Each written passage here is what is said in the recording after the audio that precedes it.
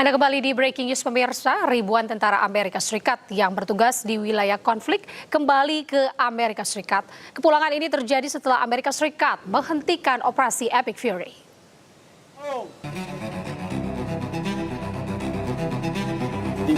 Congratulations from both my wife Jenny and I standing here on this ship in Norfolk, welcoming you back to America. Suasana haru dan bahagia menyelimuti pelabuhan Norfolk saat kapal perang USS Winston A. Churchill merapat membawa pulang para prajurit Amerika Serikat. Menteri Perang Amerika Serikat Pete Hegseth menyambut langsung lebih dari 4.500 tentara yang telah menyelesaikan misi negara. Para prajurit yang kembali ke Amerika Serikat ini adalah bagian dari kelompok tempur kapal induk USS Gerald R. Ford yang menjalani penugasan selama hampir 1 tahun di wilayah konflik.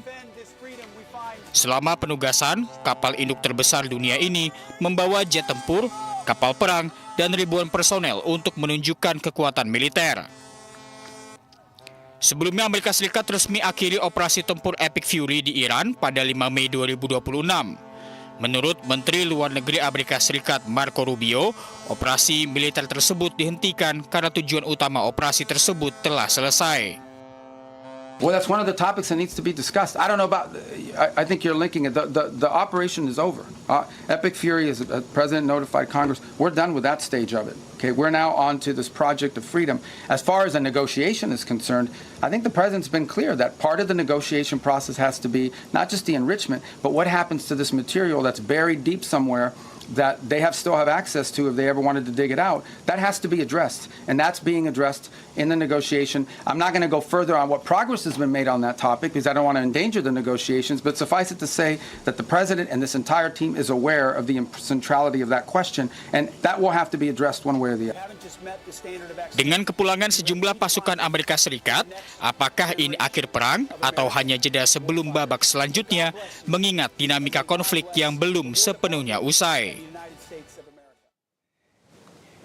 Pemirsa, kapal induk terbesar Amerika Serikat USS Gerald R. Ford ini kembali di pangkalan di Norfolk, Virginia, Amerika Serikat. Kapal kembali setelah penugasan di berbagai kawasan konflik termasuk operasi Epic Fury di Timur Tengah.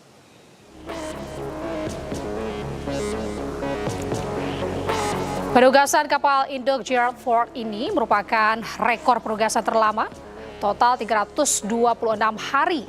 Kapal induk ini bertugas bersama 4.500 prajurit. Menteri Perang Pete Hegseth ini menyambut kepulangan kelompok tempur induk Gerald R. Ford. Dalam kelompok ini juga termasuk sejumlah kapal perusak yang diklaim sukses dalam misi di Iran. Dari kapal ini pula jet-jet tempur dikirim dalam sejumlah gelombang serangan ke Iran.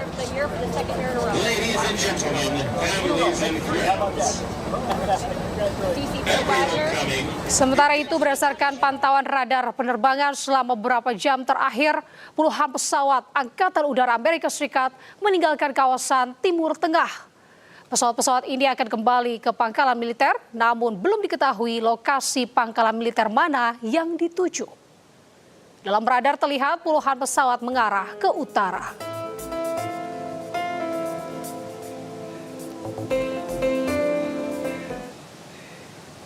Pemirsa, Iran menyatakan siap membantu memulihkan stabilitas jalur energi dunia. Namun, Teheran menegaskan hal tersebut bisa terjadi jika eskalasi militer dihentikan dan blokade maritim dicabut.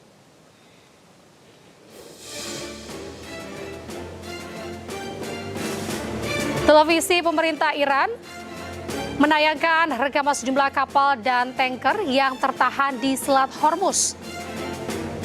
Meski begitu, rekaman tersebut belum dapat dipastikan waktu dan lokasinya secara independen.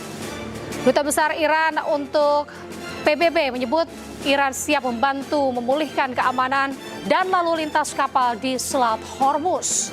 Namun Iran menegaskan hal itu hanya bisa terjadi jika serangan militer dan blokade laut dihentikan.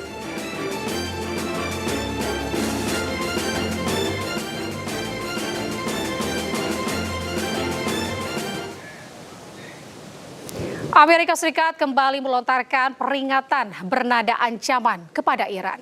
Iran diminta segera bergerak cepat atau tidak akan ada yang tersisa dari Iran.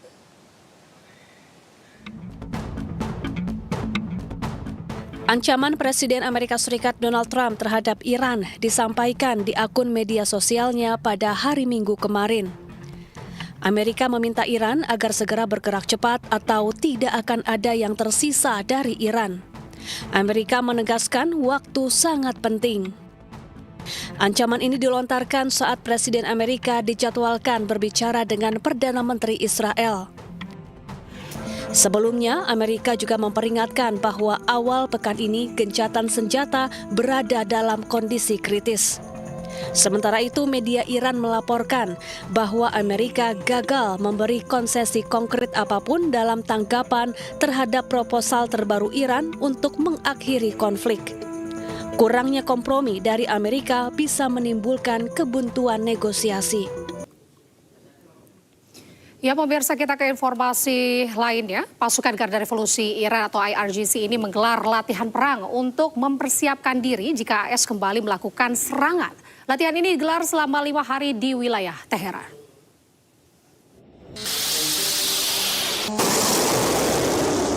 Sejak 28 Februari, konflik antara Amerika Serikat dan Iran masih terus berlangsung selama 11 pekan.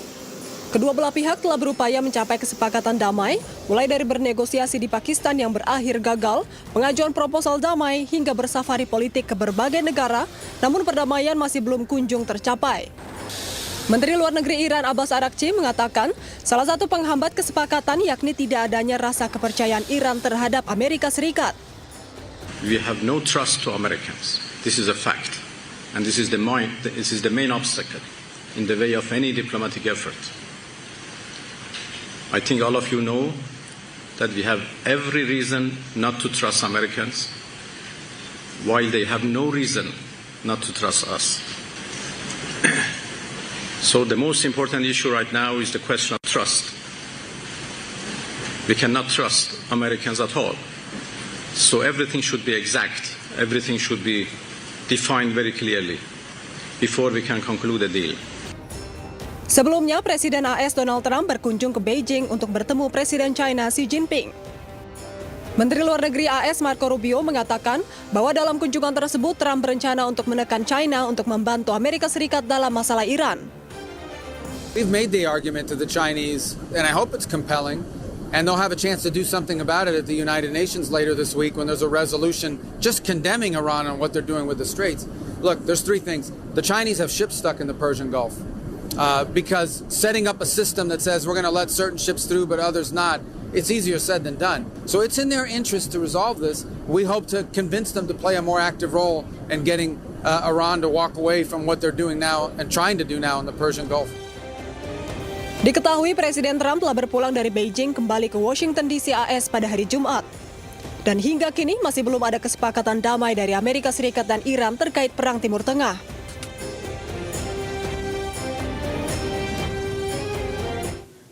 Pemirsa, sebelumnya Amerika Serikat hentikan operasi 2 militer, yakni Epic Fury dan juga Project Freedom. Epic Fury ini dihentikan karena diklaim capai target, sementara Project Freedom atau pembebasan kapal di Hormuz dihentikan sementara.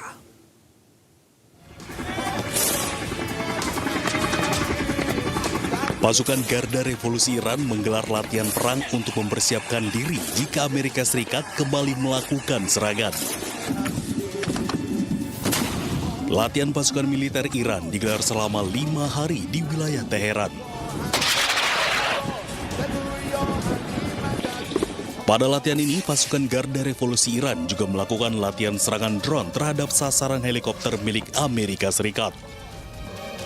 Selain itu, pasukan militer Iran juga melakukan latihan pertahanan di darat untuk mencegah musuh yang akan mencoba memasuki wilayah Iran. Sementara itu, pemirsa, Arab Saudi mengecam tindakan provokatif yang dilakukan oleh pejabat pendudukan Israel di Masjid Al-Aqsa. Selain menari-nari di situs suci, Menteri Keamanan Nasional Israel Itamar Ben-Gvir ini pada pemukim Israel juga mengibarkan bendera Israel.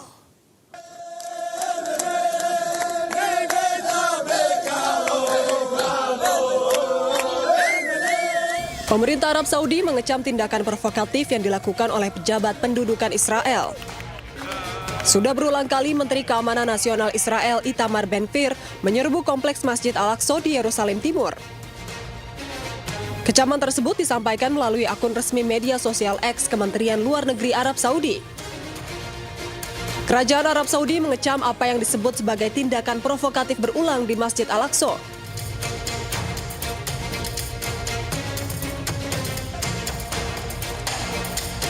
Diketahui aksi provokatif tersebut seringkali dilakukan dengan kelompok pemukim ilegal di bawah perlindungan kepolisian Israel. Berulang kali Ben-Gvir mengklaim kompleks Al-Aqsa sebagai tempat beribadah kaum Yahudi. Tindakan ini seringkali mengundang kecaman dunia internasional, baik dari Palestina, Yordania, dan komunitas internasional. Pemirsa, setelah 2 kali menepi akibat cuaca buruk di Laut Mediterania, pelayaran kapal kemanusiaan Global Smooth Flotilla kini kembali berlanjut dan mulai mendekati zona kuning. Perjalanan kapal kemanusiaan Global Smooth Flotilla terus berlanjut menuju jalur Gaza. Sebelumnya, kapal sempat 2 kali menepi karena gelombang tinggi dan angin kencang di Laut Mediterania. Di tengah perjalanan, para relawan ini juga dihadapkan dengan ancaman pencegahan dari pasukan laut Israel. Beberapa media Israel menyebut Angkatan Laut Israel telah bersiap menghalau kapal-kapal bantuan tersebut. Meski demikian, tetap melanjutkan misi kemanusiaan untuk membawa bantuan bagi warga Gaza.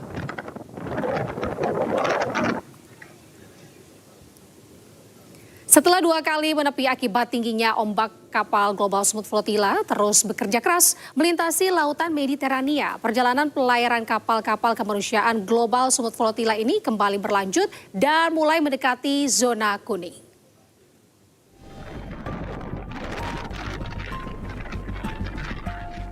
Bayang-bayang intercept pasukan Zionis Israel terus menghantui tim relawan kemanusiaan Global Smooth Flotilla dalam membawa bantuan kemanusiaan untuk warga Gaza. Bahkan dalam sebuah berita di salah satu media Israel menyatakan bahwa pasukan laut Israel telah mempersiapkan diri untuk menghalau pelayaran kapal-kapal kemanusiaan. Namun ancaman tersebut tidak menggetarkan semangat para aktivis melalui jalur laut untuk mendobrak blokade Zionis Israel dalam membawa bantuan kemanusiaan. Setelah 2 kali kami terhenti akibat gelombang laut disertai angin yang cukup kuat, kini kami mulai berlayar kembali dan diperkirakan dalam 24 jam ke depan kami akan memasuki zona kuning, di mana pada pelayaran tahun lalu di lokasi itulah kami diculik oleh pasukan Zionis Israel. Harapan kami tidak ada lagi penghadangan yang dilakukan pasukan Zionis Israel, sebab misi kami adalah misi kemanusiaan tanpa kekerasan. Kami hanya membawa sejumlah bantuan kemanusiaan. Lebih dari 500 peserta dari 70 negara yang terlibat, sebanyak 9 diantaranya merupakan warga negara Indonesia yang ikut ambil bagian dalam misi ini. Pemirsa, para pengungsi Gaza mengolah logam bekas menjadi pot bibit tanaman untuk bertahan hidup. Mereka ini berkebun agar memperoleh pendapatan alternatif dalam menghadapi kondisi hidup yang sulit.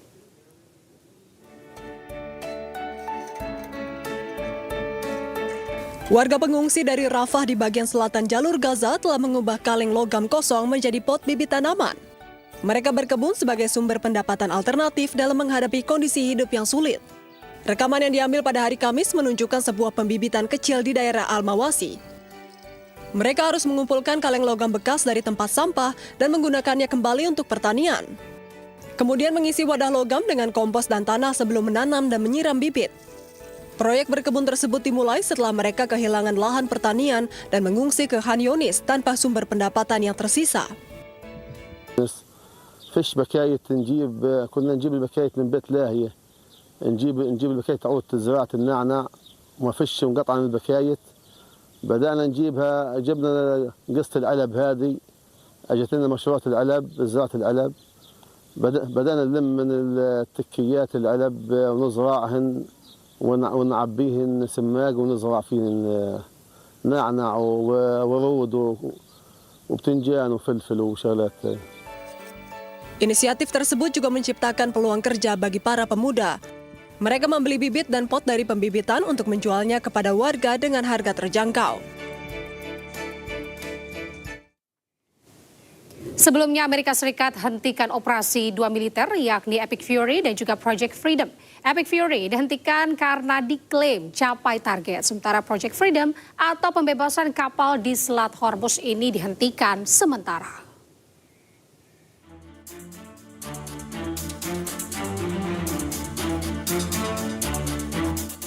Amerika Serikat resmi hentikan operasi tempur Epic Fury di Iran pada 5 Mei 2026.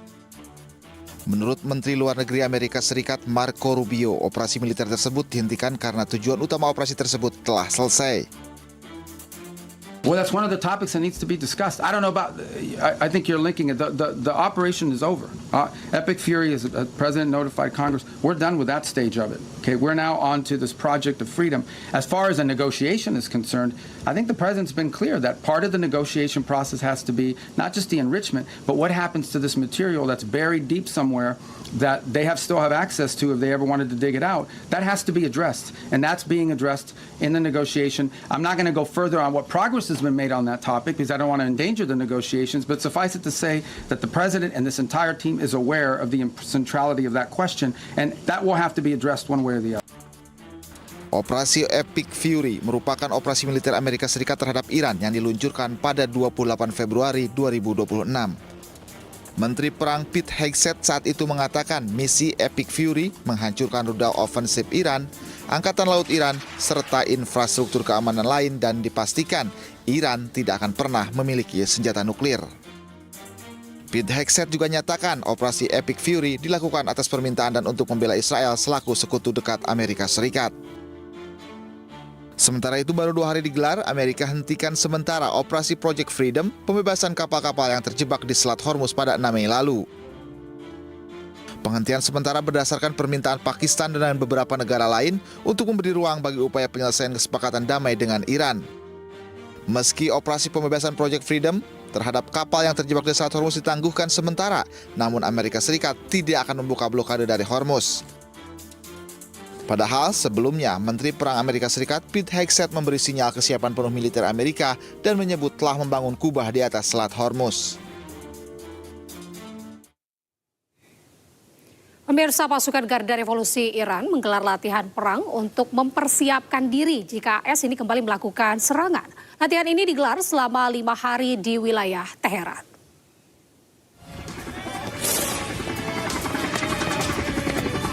Pasukan Garda Revolusi Iran menggelar latihan perang untuk mempersiapkan diri jika Amerika Serikat kembali melakukan serangan.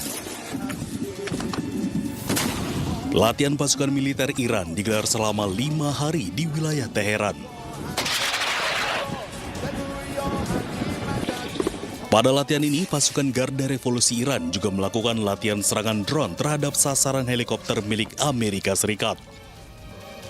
Selain itu, pasukan militer Iran juga melakukan latihan pertahanan di darat untuk mencegah musuh yang akan mencoba memasuki wilayah Iran.